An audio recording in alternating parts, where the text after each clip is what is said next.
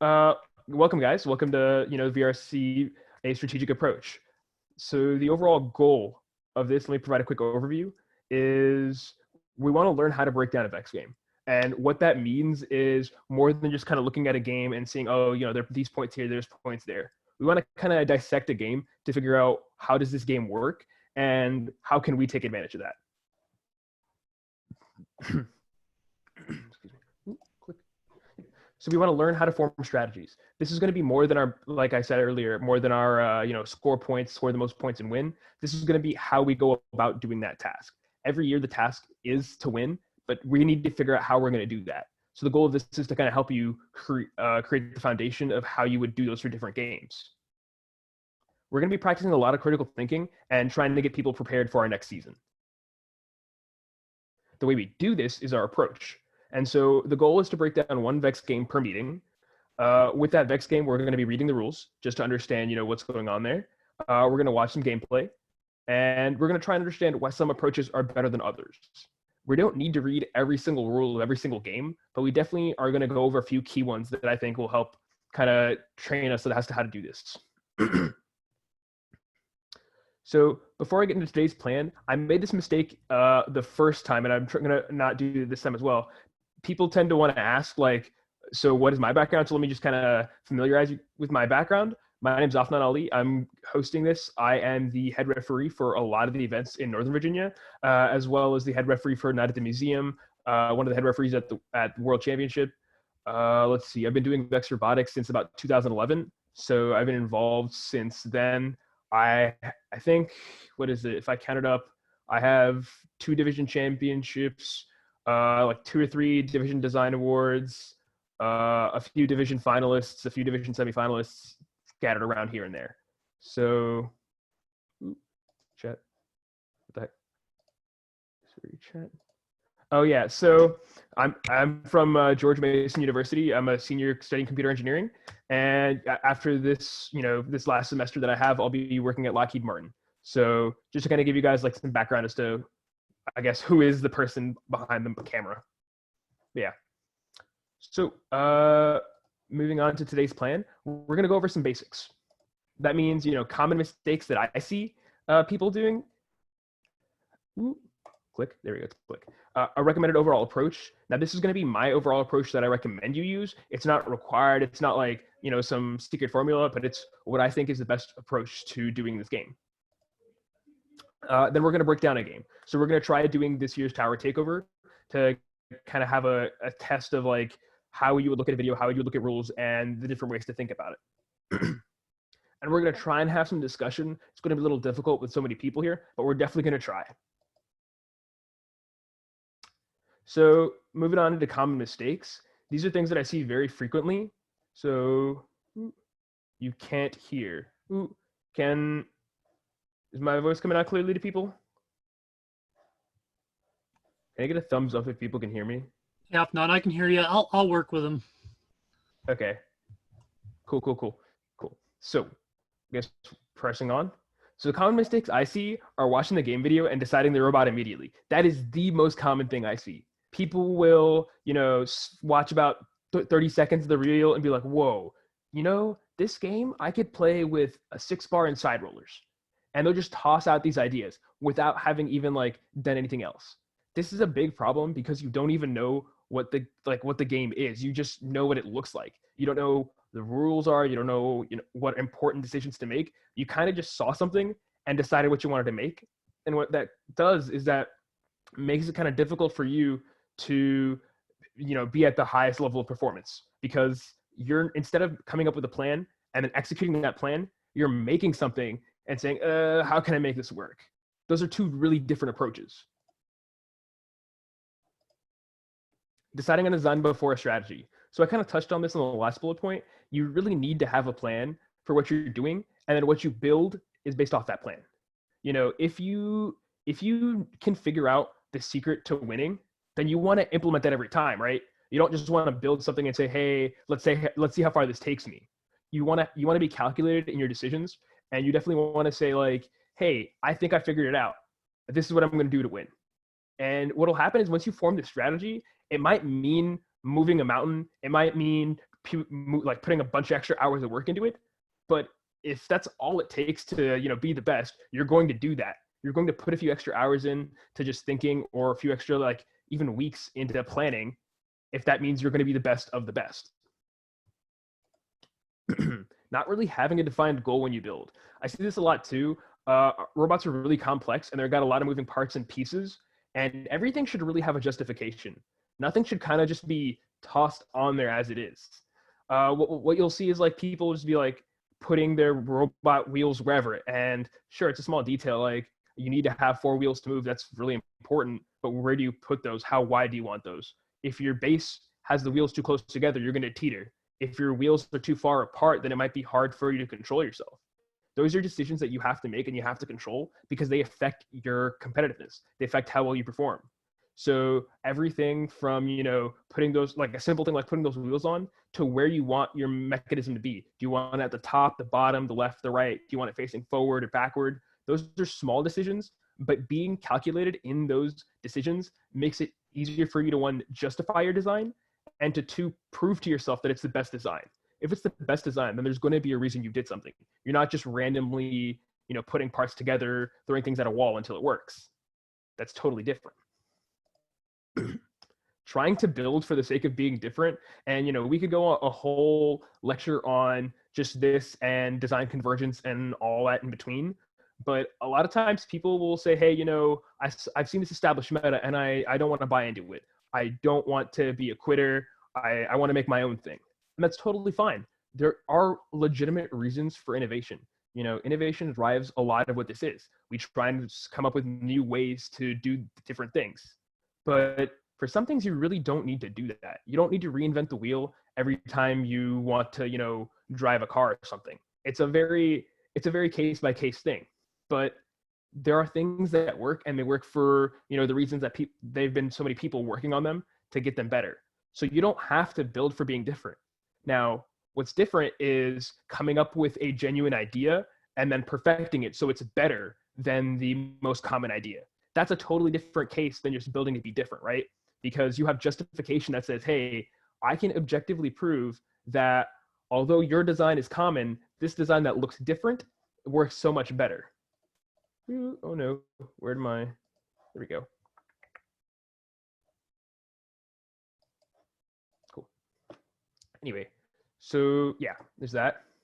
Assuming your plan will work or nobody will have a counter, if you've thought about it, then chances are somebody else has thought about it. There are a lot of people working on this problem at once from a lot of different countries, a lot of different perspectives. So it's a very possible outcome that some plan you've had, someone else has had that plan already. And if you're the first, that's fine. But you need to understand that you don't just, come up with the best strategy by thinking in a vacuum. You need to have some ideas that say, well, what if somebody else did this? How does this affect my strategy? If you have some sort of strategy and you identify all the weaknesses, then you can easily fill those gaps, right? What you don't want happening is for you to have a strategy and then somebody else finds the holes, because then you can't fill those weaknesses in. You need to kind of like play with the idea that your strategy might be good, but it's possible that it's not perfect. And finding those holes in your strategy will help you determine how to make an even better one, and you can iterate on that strategy. Additionally, how many times are we ever firing on all cylinders? How many times are you performing at 100%? There's going to be like 2 or 3 matches where you kind of hit all the marks, but a lot of the time we get somewhere between 50% and like 75% our maximum output, right? And you need to account for that, because if you account for that before the match begins, if you say, hey, my plan A, if we're knocking it out of the park, if we're doing really, really good, then I think we can achieve this many points. But what happens when that doesn't happen? You're in the spur of the moment and you need to make a decision. So it's really, really beneficial to have some semblance of a backup plan. Like, hey, if our intake breaks and we can't pick up any more cubes, what do we do? Often people are just like, well, stuff is going bad. I'm just going to play defense. I'm going to body the heck out of the other robot and we'll see what happens. That's one thing to say. It's another thing to play effective defense. Practicing what does it mean to keep people from scoring, or am I just wasting my time by running against a robot that's not going to score anyway? These are things to kind of consider. not iterating or changing the correct amount. So they're two totally different like extremes here. There is changing every single week, saying that, hey, this robot was okay, but not good enough. Let's take it all apart, put it all back together, and see what we get. And there's, this one design we have, it's okay, and we're going to stick with it forever. You have to understand that, VEX Robotics in itself does kind of revolve around how much time you're willing to put in to just reevaluating your design and step by step making it the best you can. If you don't iterate, then by comparison, that design is going to stay where it is, and other people who are iterating are slowly inching forward, right? So if you start here and you don't iterate, you stay here. But if you start iterating, then you slowly move up and up and up. And people who are also moving up are going to kind of stay the same distance either behind you or in front of you, right? But if you don't iterate and everyone else is, they're slowly getting better and you're kind of staying where you are. So you need to understand that sometimes, there are like dire needs for you to change a robot or change a design, and it might make the time a little harder for you. But if that means performing at a higher level, then you might need to take that risk. There's a lot of kind of micro decisions being made there, micro decisions being made there to decide, we're 2 weeks out. Is this enough time? Is this not enough time? Those are decisions you kind of have to make, right? Not being cognizant of time. This is big, and again, you could do a whole separate like lecture on just what does it mean when you're not cognizant of time. There's everything from on the match, on the field, you only have a certain amount of time to do your driver control, do your autonomous, and you should really be paying attention to that because if you're driving, for example, or if you're the coach and your driver's doing so and so, but they don't know that they only have 10 seconds left, they might not be able to execute their plan, right? So you should always be cognizant of that, like on the field. If we're talking, in general, then you have to kind of have some idea of what your season's going to be, right? We all know the same things. We know the information of when the game is going to be released. We know when our state championship is. We know when the world championship is. Those should kind of be your big points as to what you want to revolve around, right? You know that, hey, before Worlds, I should be prepared for Worlds maybe 2 weeks before. Okay, boom. That's the date right there in your planner. You can say on this date, April 1st or April 2nd, I want to have all my robot designing done and just focus on autonomous. Having the idea that, my state championship is at the end of February. Maybe I should make sure my design is, solid by end of January and spend all of February practicing. You should try to kind of have your season outlined before you get to that point in time. Because what's going to happen is if you don't have that planned out, it's going to be, January 5th. And you're like, oh, I think I'm in a good position. I'm just going to keep doing my current rate of work. And then all of a sudden it's February 5th. And you're like, oh no, I haven't made any progress, right? So these type of things we should plan out. And the way I try to approach things is saying, as soon as I qualify for states, so the first competition I go to, my goal is to qualify for states. Once I've qualified for states, everything from day of states to like when I qualified for states, that entire time period is me prepping for that tournament, right? Every other tournament that happens in between, that's cool. That's a practice. It's helping me prepare for Worlds, because that's what should be in your mindset, right? You're never playing to be the 5th best or the 6th best. You want to be number 1, the best. So with that, you have to keep that in mind and kind of keep that time correctly allotted. Yeah, and like I said, not having a season plan, just like what I just touched on, is you're gonna find yourself without a season plan. You're gonna find like yourself being a lot more surprised by what's going on, or having to make a lot more on the fly decisions. But if you have even like a loose outline, just saying that by this date I want to be ready for states, by this date I want to be ready for Worlds, by this date I want to have a great autonomous. Just having those like loose things goes a long way in you being able to make better decisions on your design. Because now you have that loose date, you can say, oh, well, this is only a week away. I don't think we have enough time to change. We're going to have to not iterate this time and find another workaround. And only thinking about your own robot, on that, every match, there are 4 robots. You're only a quarter of the match. You have to understand that your alliance partner plays a big part in what you can do, right? You might have this master plan that says, we could score 300 points if we do it like this. that master plan might not take into account the fact that your alliance partner is a push bot and they physically can't do what you want them to do, right? So when you think about other robots, you think about who could my alliance partners be? And if I'm stuck with this alliance partner, then what do I want them doing? What plan do I have to use? Do I use plan A, plan B, plan C? Having one strategy for where you hit all the marks and another one for when you physically can't hit all the marks. That's big, right? Because during the match, you don't have to make the on-the-fly decision that says, oh no, I didn't know they were just a push bot. Quick, play defense or something. It makes it a lot more calculated and leaves you in control. And when you're in control, you can make those important decisions that help you win.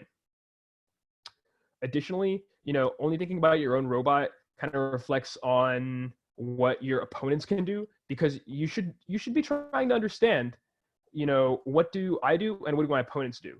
Once you can have that, you can kind of like size up. You can say, hey, I know that technically my opponents are better than me. They're here, I'm here, but they're not good at getting tall stacks. So if we get more tall stacks, maybe we can beat them. Or they're good, but they're really slow. Maybe we can try and keep the cubes away from them. Having this type of a dynamic lets you identify what is your best avenue of winning. Because sometimes you're going to be in a matchup where the other robots are objectively better than yours. And in those moments, that's when your strategy shines. That's when it's that you've done the thinking to figure out what they're bad at and what you're better than them at, and taking advantage of that. Not paying attention to autonomous. Admittedly, autonomous is only 15 seconds. You have 75 seconds or so or not 75, excuse me. You have a lot more time. You got a minute 45 of driver control. That's a lot of time to do that. And your autonomous might not feel like a lot about it, but what your autonomous does is it sets you up for driver control, right? It puts you in the right position. It puts you ahead. And that's major. You never want to be playing catch up. When you're in that match, you should be ahead and try and maintain ahead. And the way you stay ahead is winning that autonomous, right? Even if that means like one cube, scoring one thing, driving forwards and driving backwards. Whatever it is, you want to do something to get some points on the board, because it helps you stay out of the hole that you're going to be in if you don't do anything, right? Additionally, you should try and design a little bit for autonomous. Although it's only 15 seconds, if you win autonomous, that could be a major swing in the match, because you get the points you scored and you get the autonomous bonus. That can turn the tide of a match, right? So you definitely want to be paying attention to maybe potentially designing something specific to help your autonomous be more efficient than other people's autonomouses. All right. So before I hop into what does it mean to iterate, does anyone have any questions on what I just said? Are we all kind of on the same page?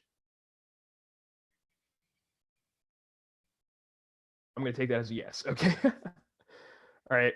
So what does it mean to iterate? This is definitely a picture I totally took off of the internet, but I think it's pretty good. So we're going to roll with it. Essentially what it means is our first answer isn't always the best answer.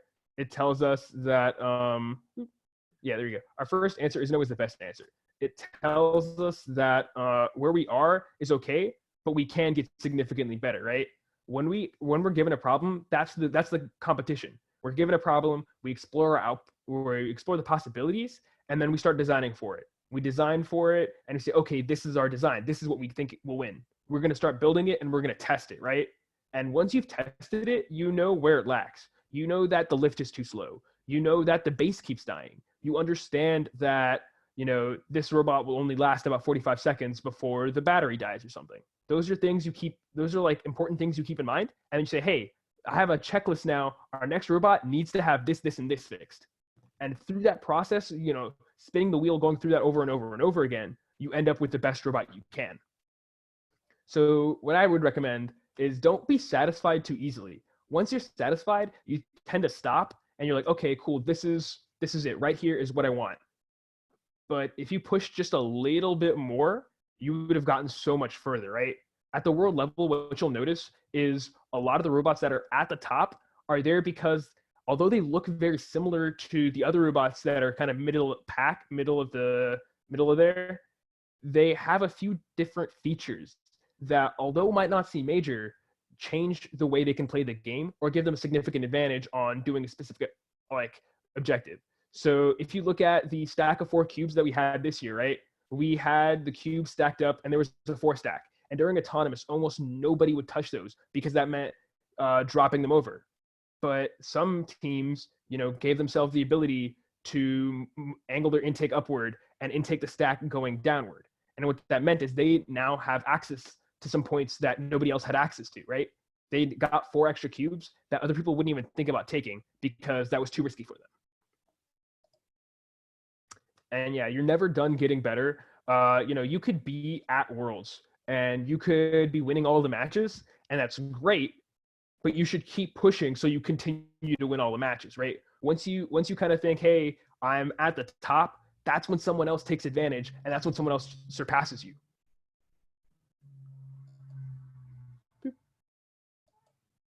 All right, so here's my recommended overall approach. I would definitely recommend, people actively watch the video. And that's kind of a different thing, right? People are used to just like sitting there and going, woo, the video, woo, it's like super cool. But you need to be actively paying attention to what's going on. Determining which components might be key in the game by kind of giving a quick look at it and saying, oh, I think the video mentioned that this was worth this many points and this was worth that many points. Keeping that in mind. Or looking at things like, what does the field even look like? Looking at the orientation of the field and getting a feel for, maybe I want to start my autonomous over here, or maybe I should take advantage of these points here. Or even just like, oh, the stacks of 4. Okay, that means that my robot should be able to handle at least a stack of 4, right? Like those are small things, but being active in your viewing of the video can kind of help you get primed for reading the rules. Figuring out the type of game. So this is the kind of a thing where VEX Robotics has a few type of games, right? They have their like their pick up, put down games. They've got the one shooting game. They've got games of total isolation. So if we're talking like Starstruck, they've got a lot of these different type of games that you can play. Trying to figure out what type of game it is and what features of the game are important might help us be also prepared for leading on to our previous history. So if you know that it's a lifting game, you could say, oh, okay, I can look at robots from Skyrise and I can look at robots from other lifting games to get an idea of what a good robot might look like. Look to see key changes from previous years. So this is big because people will kind of overlook this, and sometimes they'll like briefly mention it during the game video. Like, for example, in Nothing But Net, where you could not expand, right? You couldn't expand beyond that, beyond what you started with. And that was kind of big unless you were in the in those protected zones or those cornered zones off. So paying attention to that might stop you from, that night of, what people tend to do is they go, whoa, this game is so cool, I'm going to build this robot, it's going to be awesome. But they haven't even thought about, what if this game is kind of different from previous years? So what if there's some new addition that changes the way you can play the game? So you should kind of be listening for that thing. Once you watch the video, you want to read the rules, right? You want to be familiar with it. Find rules you can take advantage of. So this could be something like how in Starstruck, you could place your cubes in your robot as long as your robot was touching the tile, right? So what that led to was people who built like skills robots that just had a gear and some string tied to their robot, and then they could drive the robot all the way up to the fence and then place their cubes in that robot. These are small things, but you can definitely take advantage of them to give yourself kind of a leg up there. Note point values. This is big. All games come down to math, right? There is some mathematical figure, some way to win. And if you pay attention to those rules, you can kind of derive that. And we're going to try and do that later in the session as well. Estimate efforts for each point. Normally speaking, there are reasons for why some points are worth more than others, right? Normally things worth more points are harder to do. What you want to do is you want to identify what is kind of prohibitively difficult. What is something that is not worth the effort? And you can try and design something to make it easier to do, but normally it's better to try and think about, hey, if I needed to cut my losses, where am I going to cut my losses? An example I can think of is kind of from Starstruck. Yeah, from Starstruck, where nobody went to hang. Literally during a match, I almost never saw anyone go to hang because that was worth a good amount of points, but not really worth the effort. So people just cut their losses there.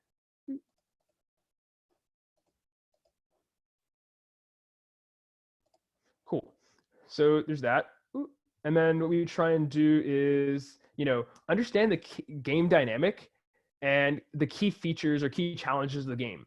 So we should understand some games, kind of like Tower Takeover, where we had the ability to put stacks up and then we had these neutral towers in the middle.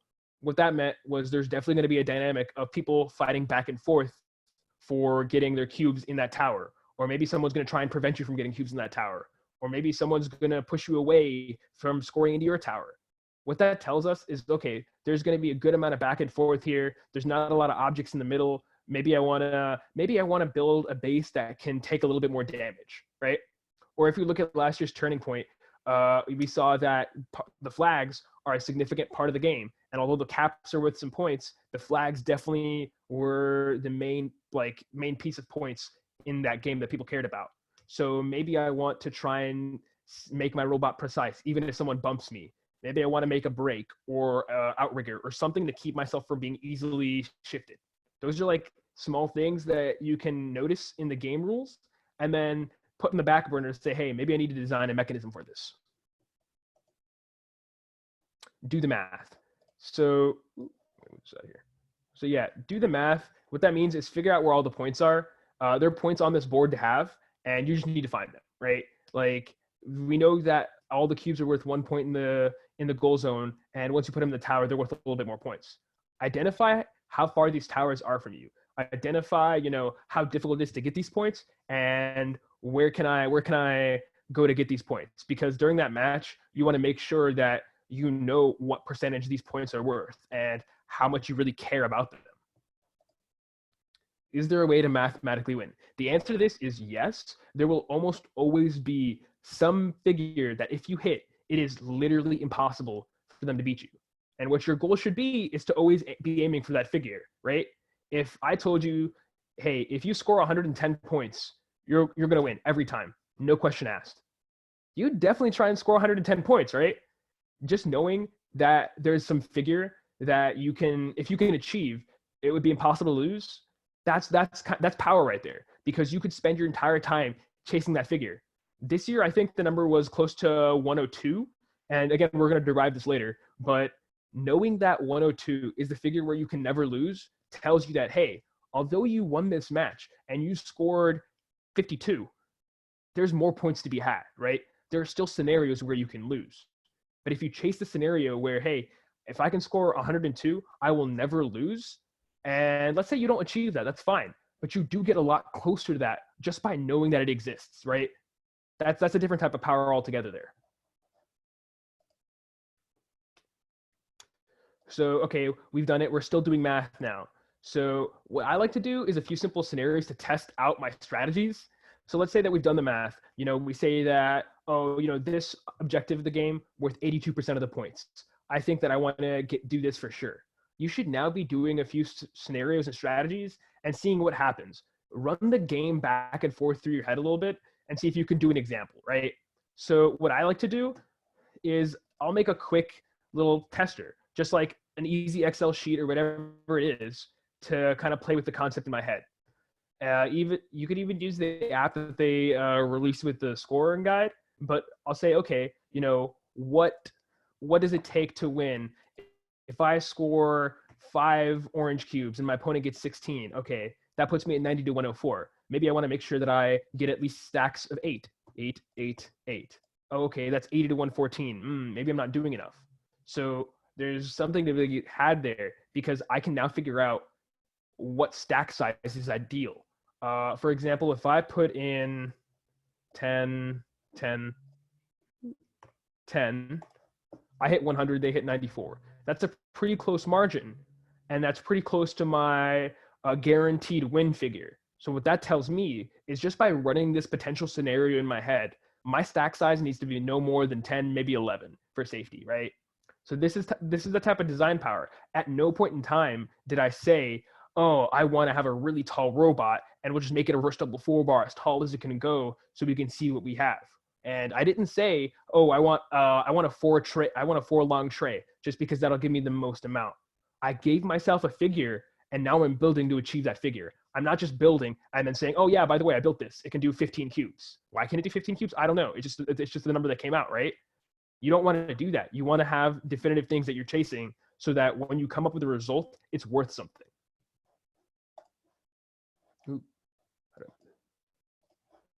But yeah. So do the math. So doing the math also gives us a feel for the point values associated with the tasks. And that's kind of like, you know what 50 points is. That's 50 points. That's a number. But you don't know what it means in the context of that game. So in the context of, I'll go back to it again, Starstruck, that hang was worth quite a lot of points. But nobody really cared because it was worth a lot of points, but also kind of difficult to do. And if you ran scenarios, you never needed to kind of do it. So this kind of practicing of matches is the equivalent to going to your first tournament, right? When you go to your first tournament, how much do you learn? You learn quite a lot. You see what the other robots look like. You see what a okay match score would be. You get an idea of how to play the game. Now, when the knowledge you have at your first tournament and the knowledge you have at your third tournament, those are totally different like amounts of knowledge, right? You have totally different ideas there. If you do these scenarios, you're essentially playing matches. And by playing more matches, you're getting more practice, right? You didn't have to physically build a robot to do that. You just had to make an Excel sheet, and that's not too hard to do. But if you run a bunch of these scenarios, you're gaining knowledge to the point where when you go to your first tournament, you have the knowledge of someone who went to their third tournament, right? So everyone's kind of there competing, and they're just learning all this stuff for the first time. And you knew this already. You had that upper hand of having this information before they did. And what that lets you do is take advantage of that and perform so that you can get a higher point overall. I hope that makes sense. Just like the transfer of learning and stuff. Yeah, make predictions. So try and guess how other people would play. If like I said earlier, if you have that idea, someone else had the idea, try and figure out, what are some metas that are going to happen? What do you think you'll see a lot of? And figure out what is the flaw in that. People will get into the habit of watching a YouTube video and saying, oh, that's really cool. That robot looks super awesome. I'm going to make that. But they don't really question, what is wrong with that robot. They just see it score a lot of points and they go, I want a lot of points. I'm going to do that. That's totally fine to, see something that performs well and want to achieve the same level of performance. And as such, try and, get inspiration from that. But you should also be asking, well, what can I do to make this better? Right? Because if somebody released a design, somebody gave out the design, and you just hop on the bandwagon there, you're always going to be behind them. You're always going to kind of be discovering new things that they already knew. So although they achieve this much points and you are going to try and like get to there, by the time you get to their level, they'll be like 2 steps ahead of you, right? You'll be stuck forever kind of playing catch up. Yeah, so Nathaniel says, for example, the DR4B Traybot this year had a lot of problems with center of gravity and stability, though it did look really awesome in the videos and in theory. And that's a perfect example. Yeah, thank you for that. That is a perfect example because in theory, that works so well. But in implementation, it's kind of hard to do. And that's something you gotta have to think about, right? So there is a lot more than just watching good videos and saying, hey, this is cool. These are points. Let's copy this. You have to kind of think about, well, why would somebody kind of release this? Why would they give up their advantage? It's cool to share with friends, and I'm sure people like have the perfect reason to share with the community, but you should always be wondering, how can I make this better, right? How can I make this my design? Try to see what autonomous routines are possible. So this year we saw that, you can put your robot anywhere as long as it's touching the back wall, which is a change from previous years where you had to have it in a specific location. What this opens up for us is a whole lot of new autonomous routines. And you should try and think about that and take advantage of some new routine that can be the best, right? You might see that, by the early season, all people do is get 1 point, and that's enough to get them like an autonomous. The other person doesn't have an autonomous, right? That's enough to get them there. But can you project what the routine would be at Worlds? If you can try to take a few seconds and say, well, if at this point in time we're only scoring 1 point, but we see these cubes are lined up perfectly, and there's another line beside it, it's only 3 in a line instead of 4, but they're right there. You can probably make the assumption that by Worlds, someone is going to try to get those 8 cubes somehow, right? And if you can make that guess early, then you can kind of go and try to achieve that, because you're now already thinking in the mindset of a world champion. You are thinking, how do I be the best at a world's level, not just at my local, not at my state, but at a world level? How do I be the best? With that in mind, you're now building your autonomous routine for that in mind. Form a strategy by sharing ideas with others. Remember, guys, you operate on teams, and there are maybe like 3, 5, I don't know how many people are on your team, but there are a good number of people there, right? And it's really possible for you to come up with a good idea on your own, but you only have one perspective. You only have one viewpoint. So although you might see a potential to get a lot of points in one manner, you should share that idea with somebody else and say, hey, what do you think about this? And they should then try and tear that idea apart. Because if they can help you find holes in that strategy, both you guys can work together to iteratively create an even better strategy, right?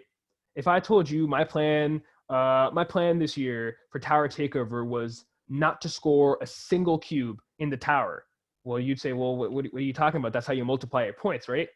That discussion there that we just had, that like the person doubting you and then you trying to explain, helps you talk through your strategy and helps the other person find holes in your strategy that you can then come together and say, hey, oh yeah, you're right, this is a terrible idea, I shouldn't do that.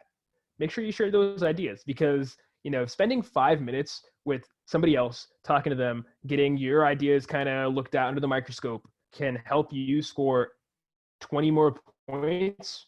You're probably going to spend those 5 minutes, right? Like, it makes sense there. Test your strategy's math. So you should have your strategy, and then what you should do is say, okay, we're going to do another game simulation, but this time, instead of just doing the outcome and looking at the number of points I score, we're going to do a time analysis, right?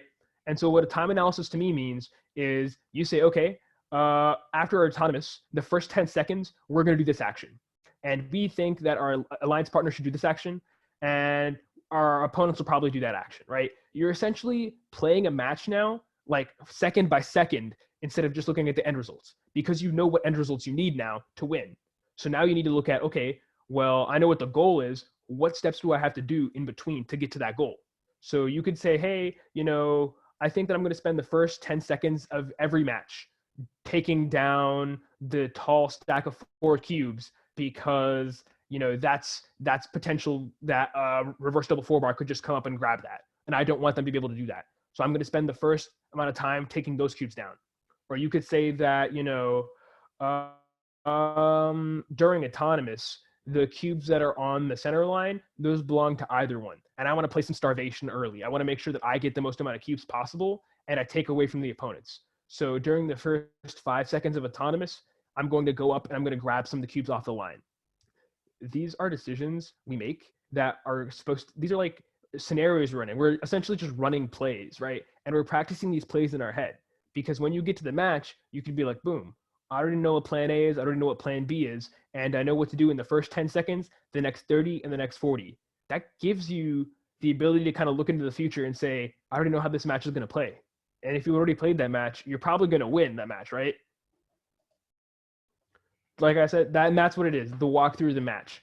So like I said earlier, just try and sit down, and the easiest way is just like pen and paper or on Excel, just break down a match. So 15 seconds of autonomous, and then a minute 45 after that, into 10-second intervals.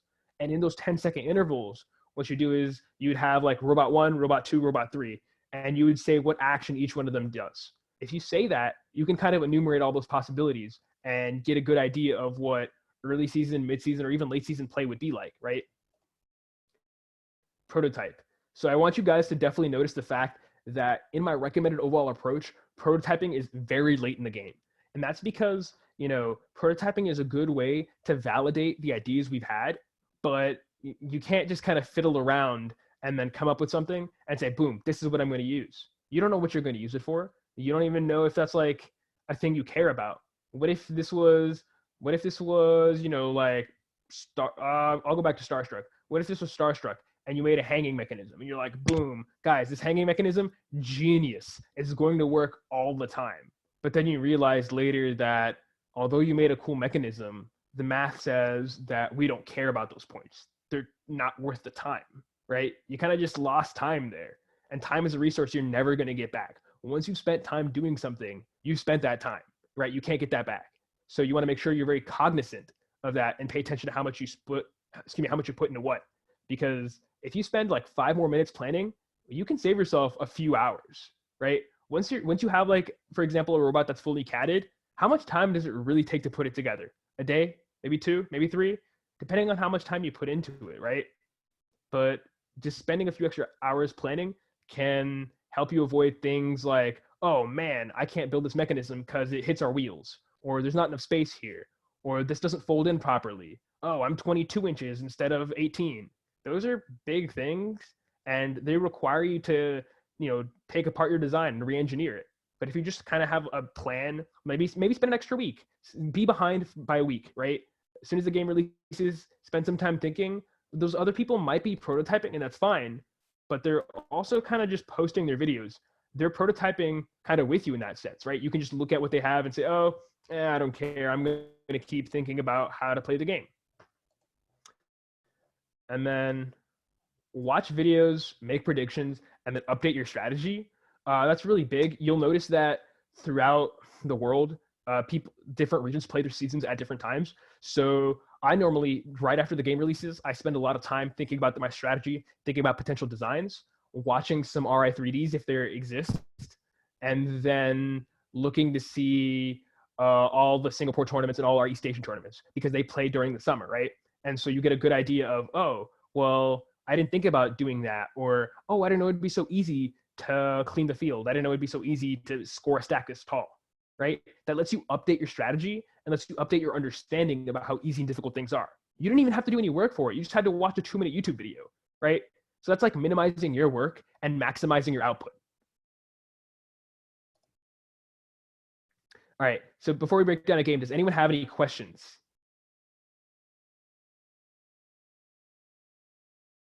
Cool, I'm gonna assume we're all on the same page. All right, so I'm gonna start by, showing the game video, and then we're gonna look at key components of that game video and see what we can kind of take on. So this is gonna be a little point of discussion, okay? So I think I have to change the sharing set. Give me a sec.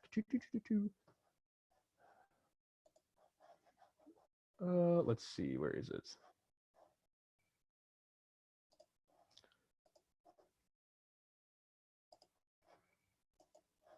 All right, I'm going to move this. I'm gonna go here. All right, here we go. World's greatest 2 minutes in robotics. The 2019-2020 game, VEX Robotics competition, Tower Takeover. Tower Takeover is played on a 12-foot by 12-foot field by 2 alliances, one red and one blue, made up of 2 teams each. The object of the game is to get more points than the other alliance by scoring cubes in goals and placing cubes in towers. The VRC Tower Takeover field contains 66 cubes. There are 22 of each color, orange, green, and purple. In addition, there are 7 towers around the field. 5 of these are neutral, and 2 are specific to your alliance. Alliance towers may only be utilized by robots from that alliance. There are also 4 goal zones, 2 per alliance, in the corners of the field. Goal zones may only be utilized by robots from that alliance. Cubes are 5.5 inches across, or 139.7 millimeters, and are worth at least 1 point when scored in a goal zone. However, the exact value of each cube is determined by how many cubes of that specific color have been placed in towers. All cubes start with a base value of 1 point. Then, each additional cube of that color that has been placed in a tower increases the point value of that color's scored cubes by 1 point. This means that although cubes in towers are not worth any points by themselves, the value of scored cubes in goal zones may change throughout the match. When cubes are placed in or removed from towers, the new values apply to all cubes. So, the actions of one robot will impact the potential score for both their own alliance and their opponents. Each match begins with a 15-second autonomous period where robots score on their side of the field without help from their drivers. The alliance that scores more points in the autonomous period is awarded with 6 bonus points, added to the final score at the end of the match. The alliance who wins this autonomous bonus is also awarded 2 purple cubes, which may be introduced at any time during the driver control period. The 1 minute, 45-second driver control period begins once the autonomous bonus winner has been determined. At the end of the driver control period, after all objects and robots have come to rest, the match will be scored to determine the winning alliance. Remember, even though potential point values may be changing throughout the match, VRC games are not scored until the driver control period has ended. Official rules and game information for VEX Robotics Competition Tower Takeover can be found at roboticseducation.org or vexrobotics.com. To register a team, find events near you. All right, so what did we notice during that? Let me change my to journal. Share. All right, so we're talking during our video, right?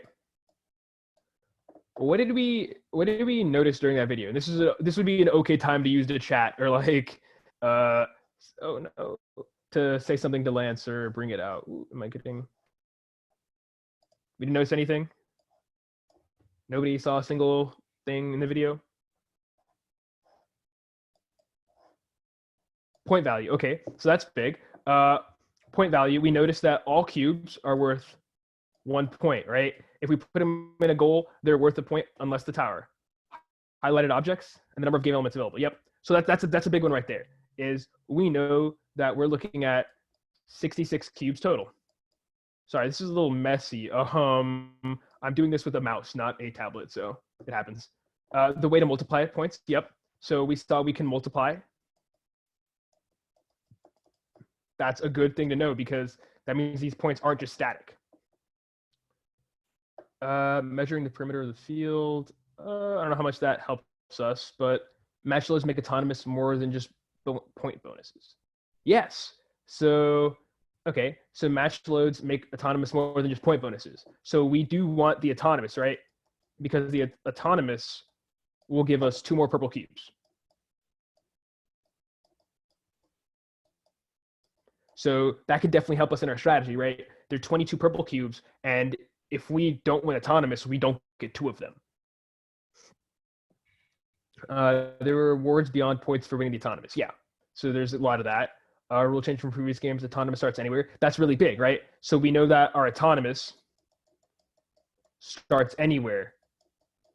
That tells us that, well, we should now find the highest concentration of points and shoot for that during autonomous, right? Doubling. So you don't actually double your own points through alliance towers. Make sure you keep that in mind. Alliance towers do affect both yourself and your opponents. Yep. So flat on the ground, start position, location of scoring zones. Yeah. So that's big. So William mentioned that the center tower looks taller, and that's a big thing because all the towers, they work the same, right? So the small tower, there are 3 size towers. And because I don't know the measurements off the top of my head, I'm going to say small, medium, and large, right? So we noticed that there is 1 large tower, but it's kind of worth the same amount of multiplication as the medium and the small tower, right? Like there's one of these large towers and many more, like 6 more that are all medium and tall or medium and small. To me, that says that, well, I kind of don't care about the tall tower. It's worth the same amount of multiplication as the other ones, and it takes a lot more work to get to it. So like we mentioned earlier, figuring out what things we don't even care about, to me, I would say, hey, immediately, this tall tower, not for me. I don't want to spend extra time, extra effort. Okay, score isn't counted until the end of the match, so that's big, yeah. You can change your score with the tower, so depending on how many cubes you have in your goal zone, you can change the cube in the tower, and that's good. That's good. We can kind of plug and play on the tower, so we know that we should expect our scores to not change only by 1, but by large margins, because people can have those multiplications change. Yep. Some cubes are easier to grab than others for different designs. Yeah, and so that's important here. I'm gonna screen. Okay, so here we saw. Move this out of the way. Oh, nope, wrong. There we go, right? So if we're looking here, what we see is some cubes are kind of easier to grab than others, right? So during our autonomous, we could easily see that these cubes on the bottom are lined up in lines of 4. Okay, so that tells me that maybe I want to put my robot there for autonomous. What I also see is if I design my robot to take advantage of the fact that these cubes are already stacked, then I might be able to also pick up cubes easier, right? So there's a stack of 4 that's like vertical and a stack of 4 that's horizontal. As a total, we should also notice that, you know, how many green cubes start on our side, how many purple cubes start on our side, and how many orange cubes start on our side, because that tells us, you know, what cubes we might want to get first so that they're not available to the opponents. Yep, sequence. No interfering with scoring objects. Yeah, that's good. So we have an autonomous line, so we shouldn't expect defensive autonomous from other people. All cubes in the cubes in the tower affect both alliances. So that to me was really big. So I'm going to talk about it for a sec. Is these towers do the same multiplication, but they do them for both teams, right? So, and I know that like that kind of puts a question in my head: is why would I do extra work for somebody else? Why would I put points up that someone else is going to benefit from, right? If they put those points up, I benefit from them too, right? So maybe that makes me question, well, do I even care about these towers? If I, like, that might make me run the scenario, how many points do I need to not even care about the towers, right? And how many cubes do I need to score so that the towers, even though they help them, will mostly help me? So that's a strategy right there. You can make a whole strategy out of that one. You can only put in your goal zone. The V5 robot looks like it could easily move the blocks. So that's important. So Matt M mentions that the V5 robot looks like it easily move the blocks. So you know that at the minimum, right, your alliance partner is going to have a V5 robot, like a Clawbot or something. You know you can at least tell them to push a block around. Like they're not too heavy. Okay, not being able to cross the autonomous line. Yep, there's a finite amount of each cube on the field. So you could, so you could easily play starvation by knowing that other people want these like blue or want these purple cubes. So you take that. So okay, Chris brings up a point that this game is different from Turning Point in the sense that, you know, Turning Point was a back and forth where there were 20 or 30 points, but this one you could easily get to 60 points, 50 points. So the each point you score, it won't negatively affect your opponents like it did in Turning Point. So that's a good change from the previous year. Okay, the width of your chassis depends how wide the goal zone is. So if we look at the goal zone, right, we know that one is wider and the other one is smaller. We could say, okay, well, it looks like I can only get about 3, maybe 4 if I squeeze them. Now from playing this game, you know that you can only get 3 stacks up. So what that also tells you is that there's a limitation on how many stacks you can put up, right? So you now need to look into, well, what height stack do I need? So that's a good number. Larger point potential. Green, yep, greens and oranges on the side, how stacks are constructed. Similar to previous stacking games, we don't have a completely relevant strategy or design. Yeah, so these are a lot of good things that we're noticing, and I'm glad you guys are noticing them because this, like, we haven't even read any rules yet, right? And we already know that there's something kind of interesting about how this affects both teams. We know that there's something interesting about the fact that we're dealing with multiplication this time, right? We're not just dealing with plus or minus points like we did in previous years for Turning Point. We know that our autonomous can start anywhere. So that tells me that I need to find the best place to put my autonomous, and I might need to pay attention to what cubes are directly in front of it. And I also know that the towers are different sizes, but they're worth the same amount of multiplication. So I might not care about the big one, right? So that's really good. Let's see. So that kind of gives us through our videos, right? That puts us through the video. One thing that I might notice is now what I want to do is I want to say, okay, well, let's see if we can find our mathematical win condition. And that's going to be really big, right? So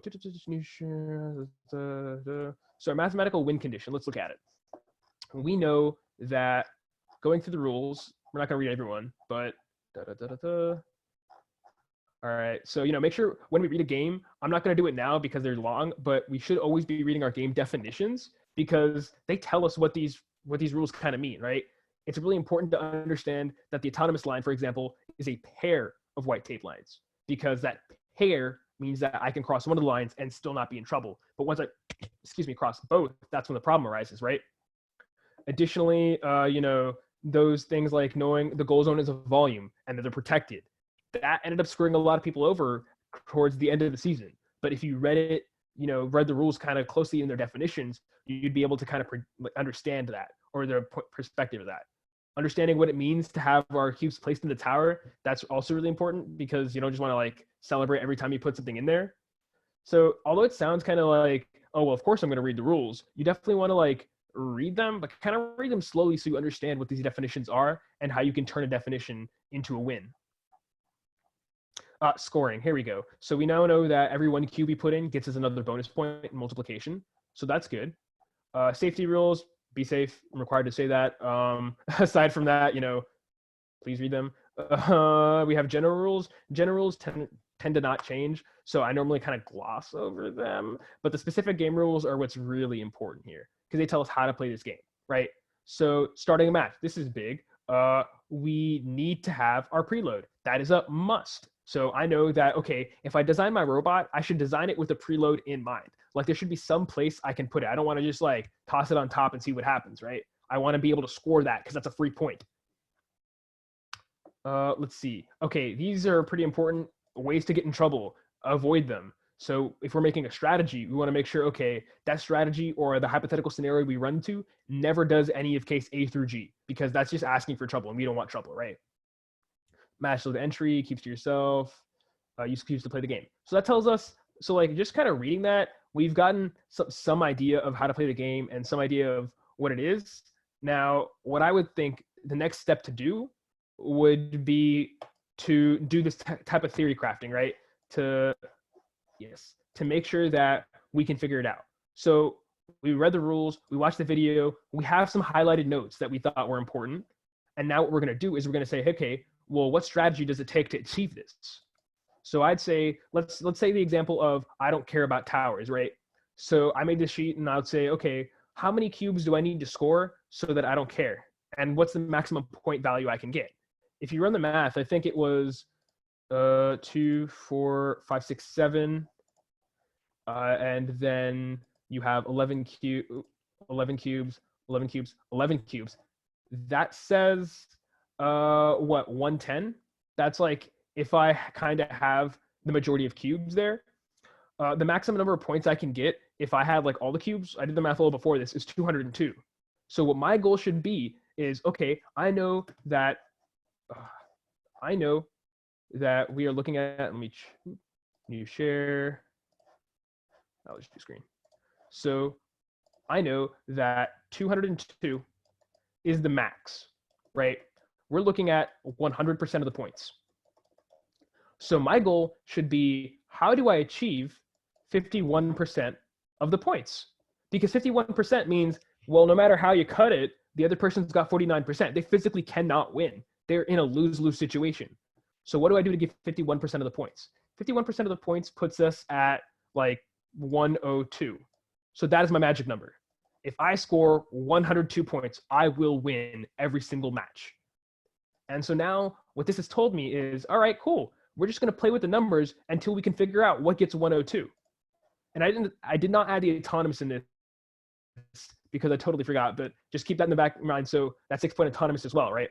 So I could say, okay, well, this is 110. So that's easy. I can achieve that. Well, what if I do 10, 10, 10? 10, 10, 10 gives me 100, plus the 6 points gives me 106. So that has told me that the stack that I put up in this game needs to be no taller than 10, maybe 11, just so I have some like safety or confidence, right? But that means that my design doesn't need to be 13, doesn't need to be 15, doesn't need to be 12. 10 is all I really need, right? So if I put 10 cubes up, then for the most part, let's see if I change, like, what if I change this to 1? Okay, so if I change only 1 tower, then I might lose. So this does assume that we'd have all our things in play.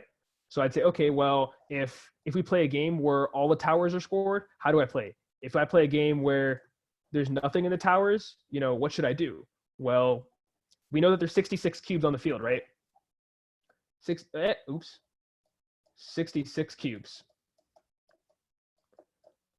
If you think about it, 66 cubes, if I cut that in half, I get 33. Yep.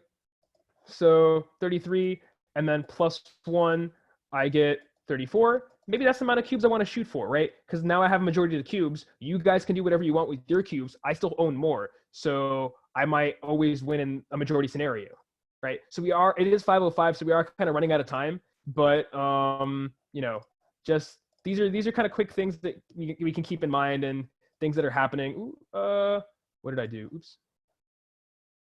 But yeah, so I mean, I guess, you know, that's kind of roughly how you would break down a game. And, you know, we can try to do another one next time and see what's going on. But I can press forward if anyone wants to hang around for a little bit. If you have to leave, that's fine. But yeah, so we've essentially broken down a game. In the future weeks, we're going to do a similar thing where we take down another game and another game and another game. Understand that 2 of the sessions we have are after the game releases. And so for those next 2 sessions after the game releases, we're going to do some light talk about it. So we're going to kind of break down how we would do a quick look at the game, but we're not going to get too much into the depth of that game, because if we get too much into the depth of that game, that's a whole different summer camp program that we offer altogether. So you can kind of get into that summer program later. If you've already signed up for the future sessions, you'll get the emails for those as well. But for those of us who are going to stick around, we're going to watch one quick video, do a quick comment, and then we'll be done. All right. So can I? Yes, I can. All right. So the last video we're going to watch is, these are the kind of China finals that we look at. These are normally videos that I watch because they give me a good understanding or a good approximation of what I'm going to be seeing. And so I'm just going to kind of play the video for us to watch. And what we'll get the idea of from watching this video is, what can we expect at a good amount? You know, we know that this is a finals match, so there should be some like high level of play here. And we can already see, we see a few different designs that we're probably going to see. We can see someone taking advantage of the tall stack of 4 that we mentioned. So that's good, building your robot to score the most amount of points. What you should also kind of notice is a general goal for autonomous is to get as much off your side of the field as you can, because that means during the rest of driver control, you can take from your opponents instead of from yourself. All right, so we're noticing that pretty much the majority of the cubes end up kind of on the ground now. So those robots that had those kind of like clamping mechanisms might be having a harder time following through with this part of the game, right? They might be having a harder time keeping up, or they might be having a harder time being impactful right now. All right, so that's 1 stack, 2, 3 stacks. We're only about like a little over a minute in, and we've already got a lot of stacks up. Cubes are seeming to be pretty scarce. This tells me that, you know, by Worlds, the field will easily be cleaned. So I want to design my robot with that in mind, with the idea that, you know, if we do practice to clean up the field. We do practice to see how quickly can we score all these points. Additionally, we're getting an idea of, you know, roughly what the average height is here. So we're looking to see like 1, 2, 3, 4, 5, 6, 7, 8, maybe 9 stacks or so. So that can give me some approximation. The math that I did said 10. So we know that 10 is in the realm of feasible. Let's see. Yeah, and we see, so now everyone's scored their points, and now they're going to get the towers. So I can kind of expect this dynamic to be played at other events too, right? Where the first half of the match is kind of spent putting the towers up, and the second half of the match is spent trying to, or excuse me, first half of the match is spent getting our goal zones filled with the cubes. Second half of the match is getting the towers filled with cubes. So these are kind of dynamics I can expect. But yeah, that's pretty much, is that it? Yep. And that's the match, right? So that's kind of what we've gotten from looking at that. We've understood that, you know, we can see some sort of rough dynamic in these matches, and we can expect to see a similar dynamic at the tournaments we attend. So now you've got like a bit of a future foresight. But yeah, so that is our VRC strategic approach, kind of looking at the strategy behind it. You know, I hope you guys had a great time. I hope you guys got something to learn or something to at least think about. And I hope you guys will join us for the future sessions as well. Like I mentioned, 2 of the sessions are going to be taking place after the new game releases, and we're going to spend a little bit of time on that. But we also have a separate summer camp, separate summer session that we're doing that takes an approach at just that game. So that separate summer camp, that'll be totally focused on the game, breaking it down, breaking the strategy down, working you guys one-on-one on doing that. So, you know, thank you so much. And if you guys want to hang around a little bit, we can, you know, do some Q&A. If not, you're good to go.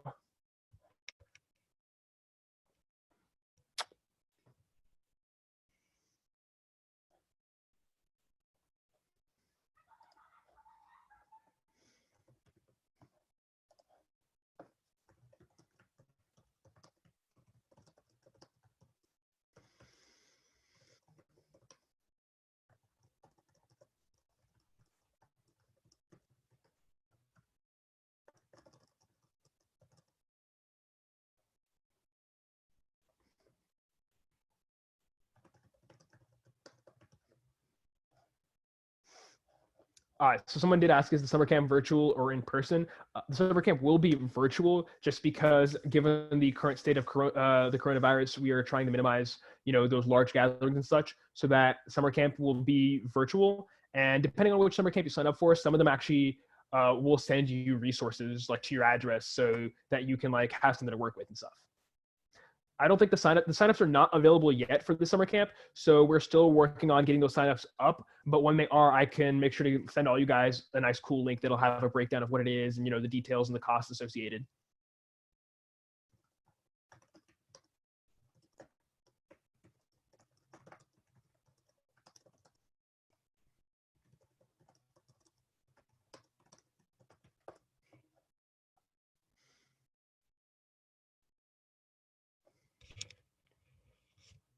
Okay, so, oh yeah, so,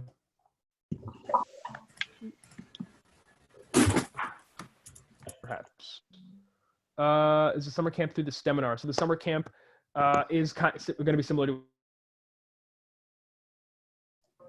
yep. So the summer camp is going to be similar to a STEMinar.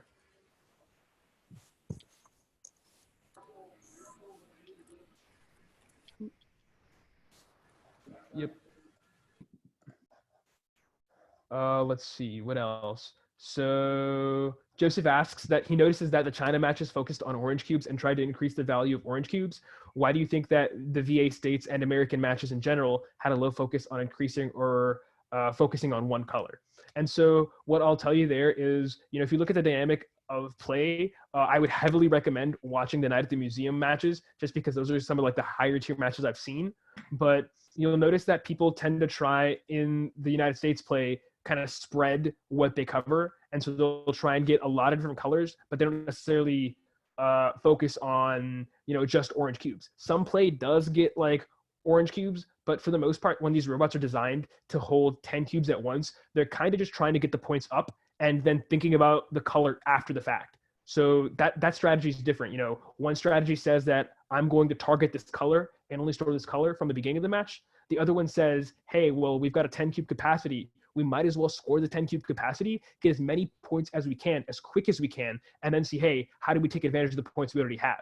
That's a more dynamic strategy and might, result in getting some higher points, just because you're less focused on avoiding specific cubes and more focused on just putting points up on the board.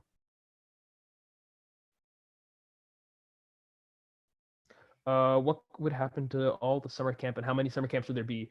All the summer camps that we're going to have, we're still having them, happen regularly. So if you're familiar with Systemic, we do a lot of summer camps throughout the course of the summer, just for like VEX Robotics, cybersecurity, VEX IQ, rocketry, science, all these other different STEM concepts.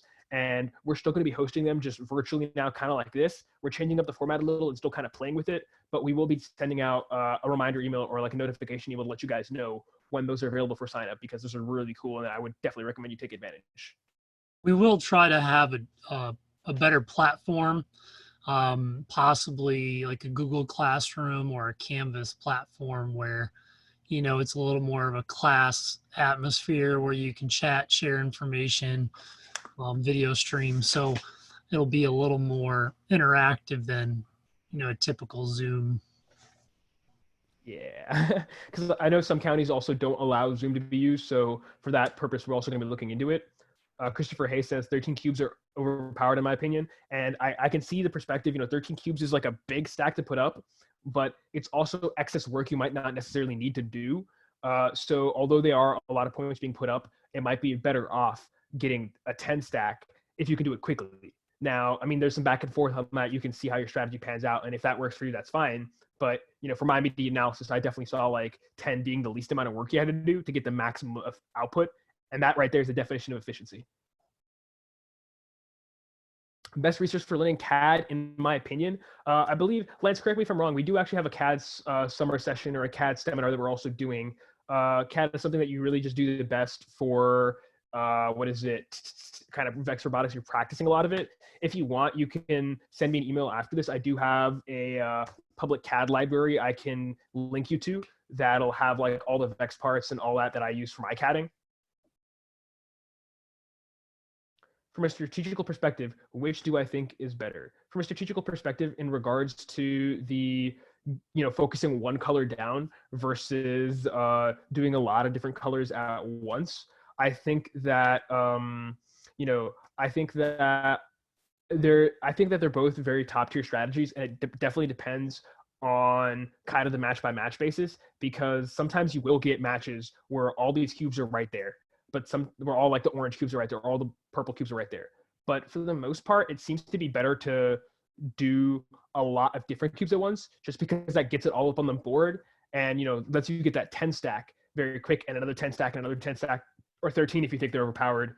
But the downside to that now is that you have to do a little bit more active thought into what cube you put into the tower, which is your multiplier, which is kind of supposed to be your end game there. So ideally, a good balance is better than just on one end and on the other end.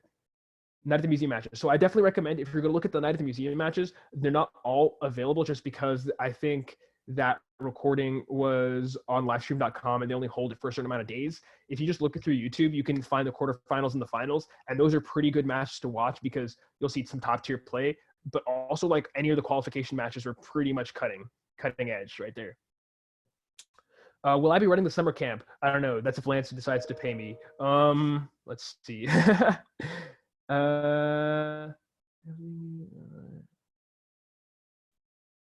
When it comes to being new at robotics, which approach would I use to building or making a good robot, essentially? So I would definitely recommend, if you're new to robotics, you try and spend some more time kind of thinking before you hop into the building, because a lot of teams who have been doing this for quite a while can leverage the fact that they've been doing this for quite a while, right? They already know how to build a reverse double 4x. They already know, oh, well, we made catapults and we made flywheels during Nothing But Net. We'll do the same thing for Turning Point. They have that knowledge. You might want to, if you're new, you might want to kind of sit back a little bit and wait till you see a lot more public information released in terms of like match play, or in terms of, example robots or reveals, and just picking those robots apart to figure out, well, how can I make this better? Or what are 3 things that are bad about this robot? If you can do that, you can then identify, well, I now know what robot is a good robot. Maybe I can make something similar to this, but really my own design. All right, Eric, I will make sure to send the VEX library to Eric because he has politely requested it. Can I elaborate on that if I'm allowed to? Yeah, Chris, go ahead and elaborate because I already forgot what you said, but please do elaborate.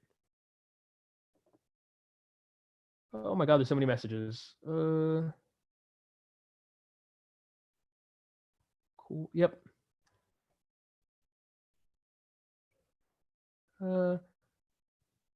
Okay. I don't know if I'm going to be running the summer camp, so I normally find that out whenever I get it. How should you do driver practice? That's Eugene asks, how should we get driver practice? How do I do driver practice? In my mind, when I do driver practice, I know that, hey, 102, that is the number I'm going to hit. And then I start running scenarios, right? I say, okay, well, after autonomous, this is what the field looks like.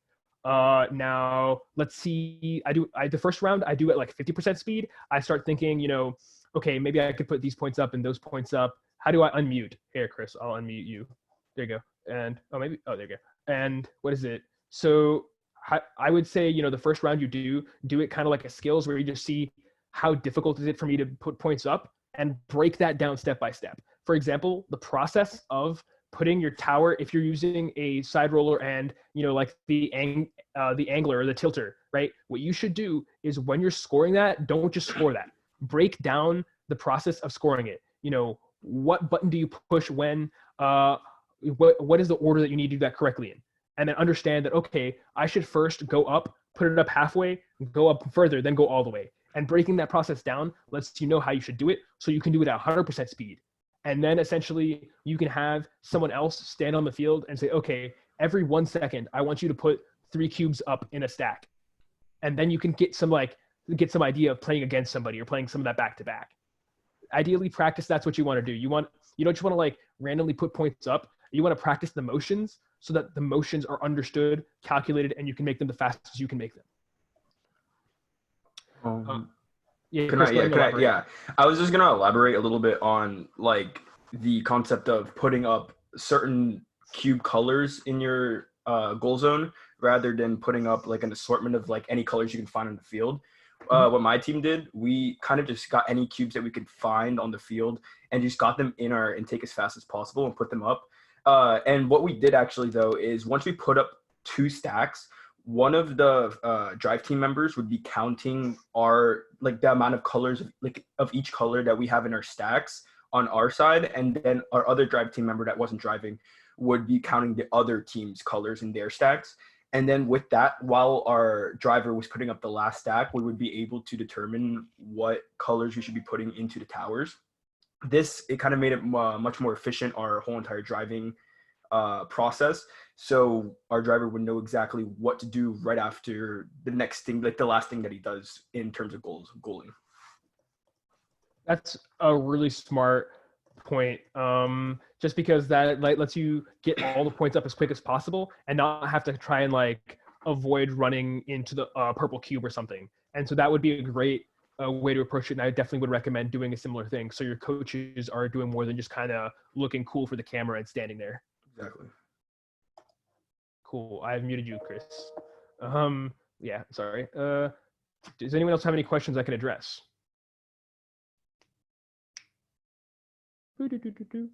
No?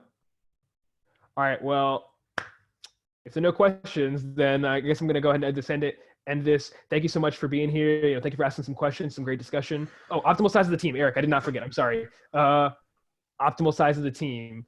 I don't know, like that's like an opinion question. Definitely, I would say that I prefer to work in a size of like 3 to 4. Yeah, like Chris mentioned, 3 to 4 is a good number. I think 4 is ideal because 4 gives you the 3 drive team and the 1 scout, and that's pretty good because your drive team can focus on having 1 or 2 drivers, having a coach to help them out, and then having somebody look at the other robots to identify like who would be a good alliance partner for you or someone you need to be afraid of during a match. And then on top of that, optimal team size, you can break that down into having 1 person who does code, 1 person who leads build but doesn't build everything, 1 person who leads some sort of like strategy or documentation or whatever it might be. That, and like I prefer smaller groups just because everyone is a lot more hands-on, everyone's a lot more accountable. So that would like result to higher tier output, if that makes sense. Let's see. How do I scout teams in a tournament? Do you have a check sheet? So every year I do make a new check sheet. Matt Reichley's no longer here. He was here. He's my lead scout. He's like the best in the business for doing that. But what I normally do is I try and identify, objectively, like to be quite frank, half the robots there are ones that I'm not afraid of or ones that I'm not concerned about. I kind of just like figure out who those are early so I can push them off to the side. And then I figure out robots who are just as good as me or better than me, because those are my direct competition, right? I want to eliminate my competition as fast as I can. And I'll do that by figuring out, all right, well, this person's just as good as me. How can I beat them? This person is just as good as me. What part of my robot is better than his robot? Do I have more practice than him or her? Do I have more stacking capability? Am I faster? Figuring out which avenue I have to beat them and then taking advantage of that. Do I have check sheets? Normally, like a basic check sheet for scouting is like, looking at what their stack height for this year, looking at their overall speed, looking at, their autonomous, how much can they put up during autonomous, and then looking up just their basic average, score outcome. And then having 1 person who like sits in the stands that does the scouting goes a long way, because they can tell you like, hey, this robot I saw, although their points aren't looking too good, I saw that, they're a really good pair for us because they can do this better than us. But yeah, maybe I can make a scouting template and like share with you guys or something. And by me make it, I definitely mean ask Matthew Reichley. But details. All right. Any other questions?